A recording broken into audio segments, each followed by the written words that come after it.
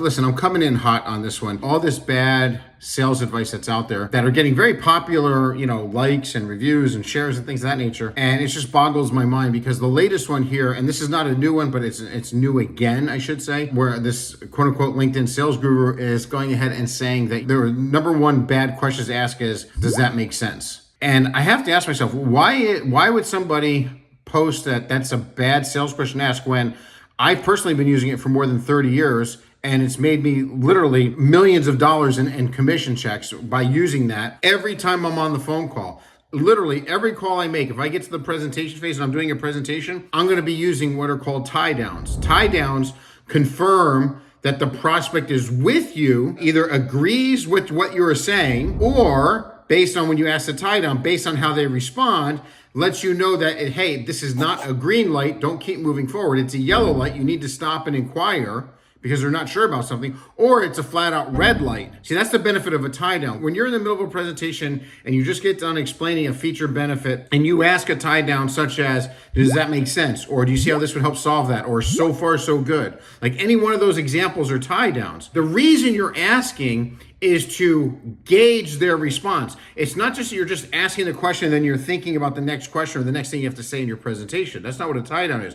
When you ask the tie down, you stop and listen to the response. So when I say, does that make sense? And if they go, yeah, absolutely, green light, moving on to the next one. But if they go, sure, right, yellow light, something's not right there, something's not making sense. So I can just go, it doesn't sound like you're 100% sure in this one area. May I ask why that is? Well, I'm not really sure how that would help or relate to blah, blah, or whatever it is. That was critical. Just think if you did not ask, does that make sense? And did not gauge, and you kept moving forward, but yet they weren't sold on one of the features or benefits you were talking about previously. How bad would that be for you when you go for a close? The problem is you go for a close, you're going to get a stall. You're not going to know why. And you're going to put it in your pipeline. You're going to chase the deal for months and months and months. You're going to think they're ghosting you and they just went with somebody else because you missed an opportunity to uncover something that you were saying in your presentation that was not jiving with them. Does that make sense? See what I just did there? But being genuine. I would normally want to ask that, and now I would listen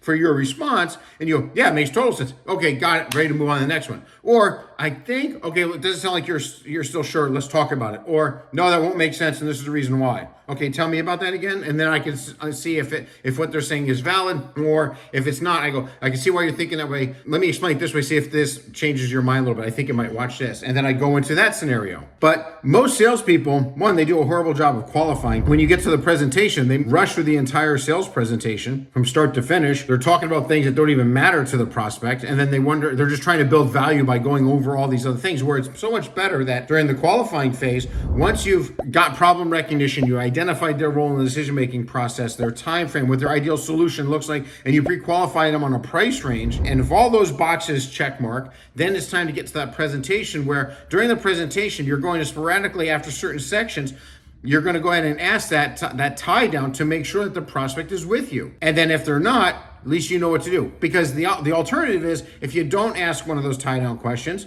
and you just give the entire presentation, you go for a close, they say, send me a proposal, you never get them on the phone again, and now you're wondering why you have all these deals in the pipeline that aren't coming in, pressure's mounting, your managers are getting upset, the bills are piling up, commission checks are lower, and it's a big problem. And it's all because you took some stupid advice on LinkedIn rather than properly learning the right way to sell and to put things in a step-by-step process. I hope this helps.